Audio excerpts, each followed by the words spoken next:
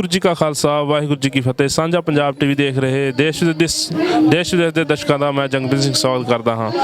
ਜਿੱਦਾਂ ਕਿ ਤੁਸੀਂ ਜਾਣਦੇ ਹੋ ਕਿਸਾਨੀ ਧਰਨੇ ਤੇ ਆਪਾਂ ਬੈਠੇ ਹੋਏ ਹਾਂ, ਇੱਥੇ ਪਹੁੰਚੇ ਹੋਏ ਸਾਰੇ ਆਪਣੀ ਟੀਮ ਇੱਥੇ ਸਾਡੇ ਤੁਹਾਨੂੰ ਹਰ ਅਪਡੇਟ ਦੇ ਰਹੀ ਹੈ ਕਿਸਾਨੀ ਧਰਨੇ ਦੀ। ਉਸੇ ਤਰ੍ਹਾਂ ਆਪਾਂ ਅੱਜ ਨਿਹੰਗ ਸਿੰਘ ਜਥੇਦਾਰਾਂ ਨਾਲ ਆਪਾਂ ਬੈਠੇ ਹੋਏ ਹਾਂ ਤੇ ਨਾਲ ਹੀ ਇੱਕ ਸਾਂਝੇ ਭਾਈਚਾਰੇ ਦਾ ਪ੍ਰਤੀਕ ਭਾਈ ਸਾਹਿਬ ਜੀ ਆਪਣੇ ਰਾਮ ਸੁਰੇਸ਼ ਵਰਮਾ ਜੀ ਜੋ ਕਿ ਕਿਸਾਨ ਜਥੇਬੰਦੀ ਦੇ ਹੈੱਡ ਨੇ ਔਰ ਇਹਨਾਂ ਨਾਲ ਵੀ ਗੱਲਬਾਤ ਕਰਾਂਗੇ। ਔਰ ਨਿਹੰਗ ਸਿੰਘ ਜਥੇਬੰਦੀਆਂ ਦੇ ਵੀ ਸਾਡੇ ਨਾਲ ਜਥੇਦਾਰ ਜੀ ਮੌਜੂਦ ਨੇ, ਇਹਨਾਂ ਨਾਲ ਵੀ ਆਪਾਂ ਗੱਲਬਾਤ ਕਰਾਂਗੇ। ਔਰ ਸਭ ਤੋਂ ਪਹਿਲਾਂ ਦਾ ਸਵਾਗਤ ਕਰਦੇ ਹਾਂ। ਵਾਹਿਗੁਰੂ ਜੀ ਕਾ ਖਾਲਸਾ ਵਾਹਿਗੁਰੂ ਜੀ ਕਾ ਖਾਲਸਾ ਵਾਹਿਗੁਰੂ ਜੀ ਕੀ ਫਤਿਹ। ਦਾਸ ਰਾਜਾ ਰਾਜ ਸਿੰਘ ਅਰਬਾਂ ਖਰਬਾਂ ਤਰਨਾ ਦਲ ਮਿਸਲ ਸ਼੍ਰੋਮਣੀ ਸ਼ਹੀਦ ਬਾਬਾ ਸੰਗਤ ਸਿੰਘ ਦਲ ਪੰਥ ਦੇ ਮੌਜੂਦਾ ਮੁਖੀ ਹਨ ਸਿੰਘ ਸਾਹਿਬ ਬਾਬਾ ਚੜ੍ਹਤ ਸਿੰਘ ਜੀ। ਹਾਂਜੀ, ਸਭ ਤੋਂ ਪਹਿਲਾਂ ਆਪਾਂ ਜਾਣਨਾ ਚਾਹਾਂਗੇ ਜੀ ਸਿੰਘ ਸਾਹਿਬ ਜੀ ਕਿ ਭਾਈਚਾਰੇ ਦੀ ਪ੍ਰਤੀਕ ਅੱਜ ਤੁਸੀਂ ਦੋ ਜਥੇਬੰਦੀਆਂ ਦੇ ਮਾਲਕ ਤੁਸੀਂ ਸਾਰੇ ਬੈਠੇ ਹੋਏ ਹੋ, ਇਸ ਭਾਈਚਾਰੇ ਦਾ ਪ੍ਰਤੀਕ ਇਸ ਕਿਸਾਨੀ ਅੰਦੋਲਨ ਦੇ ਵਿੱਚ ਸਭ ਤੋਂ ਵੱਡਾ ਪ੍ਰਤੀਕ ਦਿਖ ਰਿਹਾ ਹੈ, ਇਸ ਬਾਰੇ ਤੁਹਾਡੇ ਕੀ ਵਿਚਾਰ ਨੇ? ਦੇਖੋ, ਜਿਹੜਾ ਇਹ ਕਿਸਾਨ ਮੋਰਚਾ ਲੱਗਿਆ ਇਹ ਅਸੀਂ ਆਪਦੇ ਹੱਕ ਲੈਣ ਵਾਸਤੇ ਬੈਠੇ ਹਾਂ, ਮਜ਼ਦੂਰ ਵੀ ਕਿਸਾਨ ਵੀ। ਅਸੀਂ ਨਿਹੰਗ ਸਿੰਘ ਜਥੇਬੰਦੀਆਂ ਉਹਨਾਂ ਦਾ ਸਮਰਥਨ ਕਰ ਰਹੇ ਹਾਂ। ਇਹ ਜਿਹੜਾ ਮੋਰਚਾ ਹੈ ਇਹ ਇਕੱਲੇ ਪੰਜਾਬ ਦਾ ਨਹੀਂ ਹੈਗਾ, ਪੂਰੇ ਭਾਰਤ ਦਾ ਨਾ ਮੰਨ ਲਈ ਹੁਣ ਭਾਰਤ ਦਾ ਵੀ ਨਹੀਂ, ਇਹ ਪੂਰੇ ਵਰਲਡ ਦਾ ਮੋਰਚਾ ਬਣ ਗਿਆ, ਇਹ ਅੰਦੋਲਨ ਬਣ ਗਿਆ।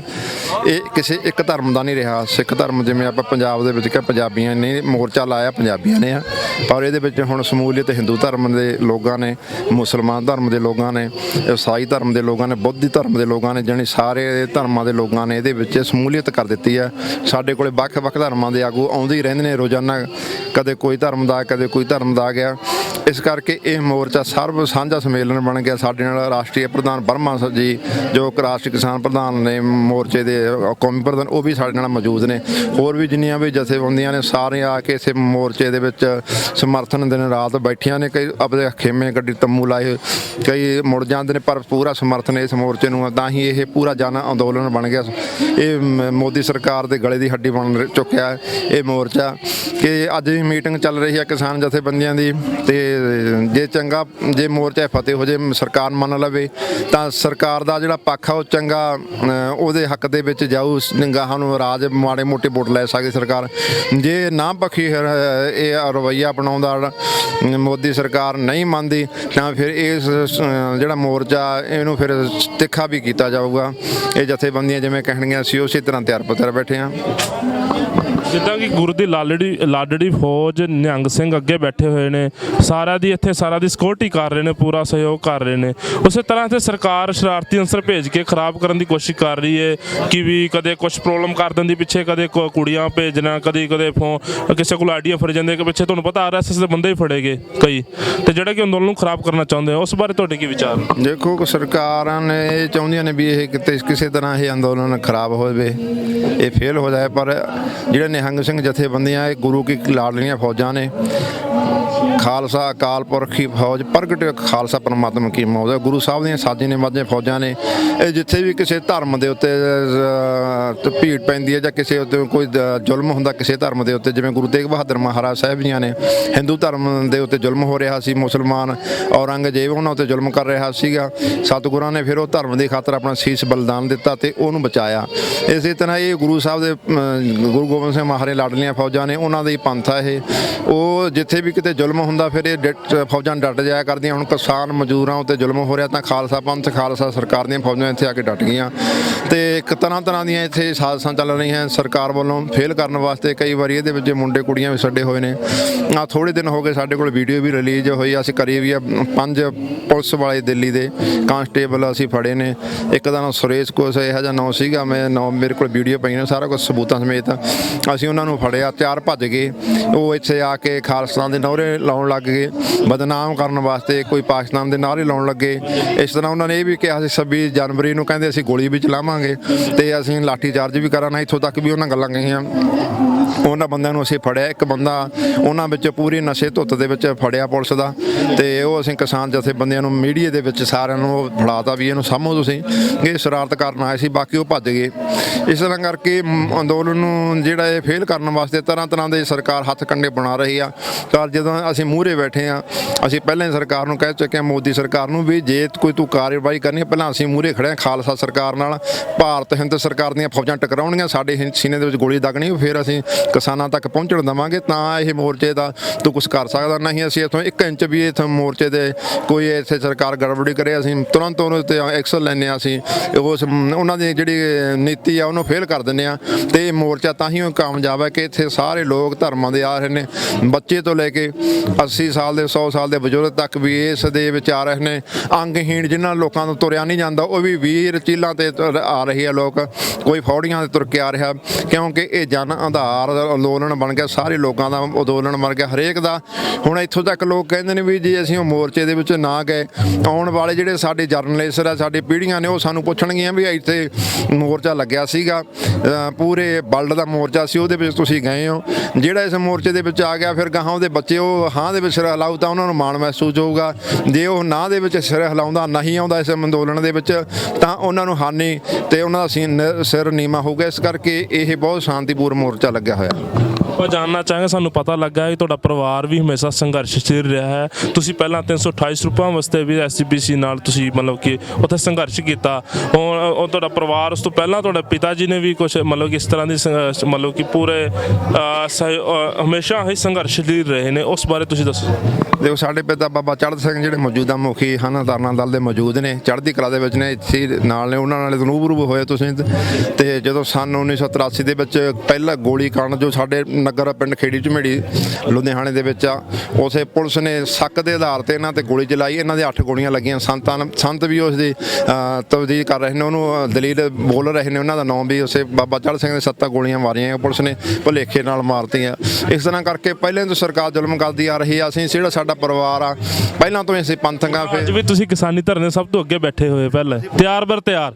ਜਦੋਂ ਵੀ ਕੋਈ ਤੁਹਾਨੂੰ ਪਹਿਲਾਂ ਹੀ ਦੱਸਿਆ ਵੀ ਅਸੀਂ ਖਾਲਸਾ ਫੌਜਾਂ, ਗੁਰੂ ਕੇ ਲਾੜੀਆਂ ਫੌਜਾਂ ਨੇ, ਜਿਹੜਾ ਸਾਡਾ ਪਰਿਵਾਰ ਆ ਪਹਿਲਾਂ ਤੋਂ ਸੰਘਰਸ਼ਸ਼ੀਲ ਆ। ਪਹਿਲਾਂ ਸੰਤਾਂ ਦੇ ਨਾਲ ਬਾਬਾ ਚੜ੍ਹਤ ਸਿੰਘ ਜੀ ਉਹਨਾਂ ਨੇ ਪੂਰੀ ਸੇਵਾ ਨਿਭਾਈ ਤੇ ਹੁਣ ਸਾਡਾ ਸਮਾਂ ਆ ਗਿਆ। ਮਹਾਰਾਜ ਨੇ ਸਾਡੇ ਉੱਤੇ ਕਿਰਪਾ ਕੀਤੀ। ਜਿੰਨੇ ਵੀ ਕੋਈ ਮੋਰਚੇ ਜਾਂ ਸਰਕਾਰ ਦੇ ਨਾਲ ਲੱਗੇ ਨੇ, ਪੰਥਕ ਮੋਰਚੇ, ਪੰਥ ਦੇ ਸਰਕਾਰ ਦਾ ਮੋਰਚਾ ਲੱਗਿਆ ਜਾਂ ਕਿਤੇ ਵੀ ਜੋ ਸਰਸਿਆਂ ਦਾ ਚੱਲਿਆ, ਉਦੋਂ ਜਦੋਂ ਉਹਨਾਂ ਨੇ ਮਾਫੀਨਾਮਾ ਦਿੱਤਾ ਉਹਦੇ ਵਿੱਚ ਵੀ ਅਸੀਂ ਵੱਧ ਚੜ੍ਹ ਕੇ ਹਿੱਸਾ ਲਿਆ।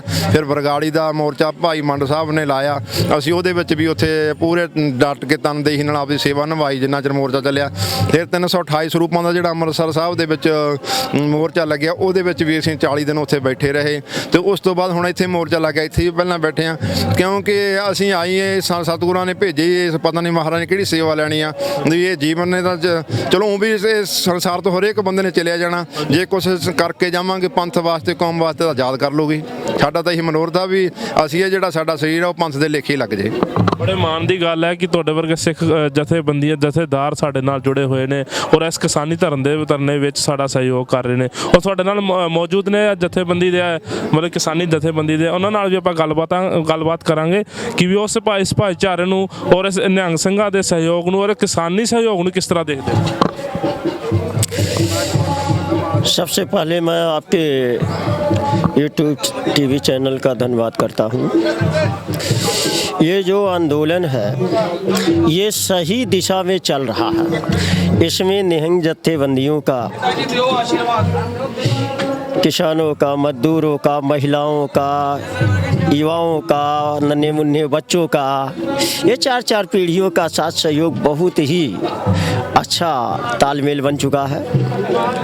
मैं ख़ास तौर से बता देना चाहता हूँ कि ये आंदोलन दिनों दिन बहुत ही आगे बढ़ रहा, मजबूती के साथ बढ़ रहा है। गोदी मीडिया ने तो बहुत प्रोपोगंडा किया कि ये पंजाब का आंदोलन है, हरियाणा का आंदोलन है, सिखों का आंदोलन है, पगड़ी वाले पंजाबी पगड़ी वालों का है।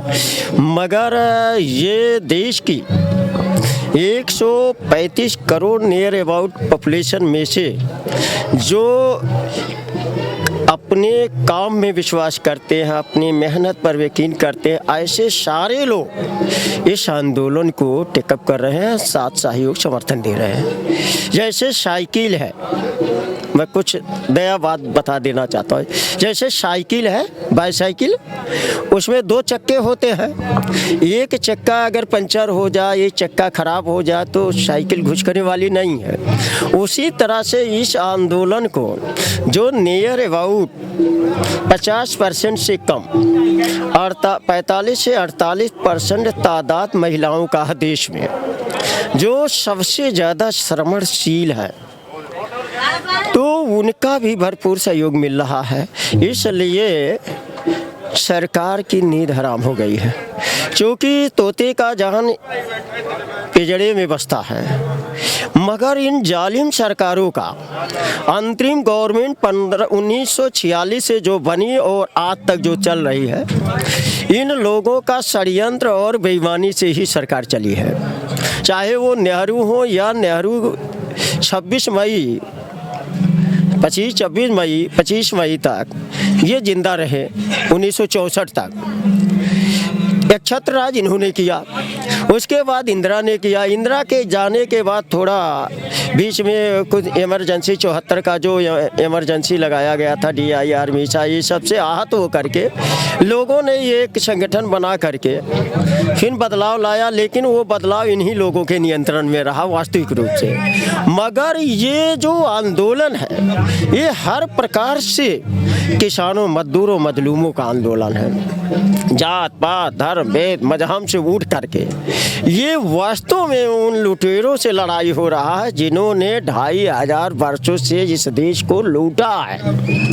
और जब से राष्ट्रीय किसान मोर्चा 85 संगठनों के साथ मेश्राम साहब इंटरनेशनल प्रेसिडेंट वामसे बहुजन क्रांति मोर्चा के राष्ट्रीय संयोजक है, जो 6 लाख संगठनों को कॉमन मिनिमम प्रोग्राम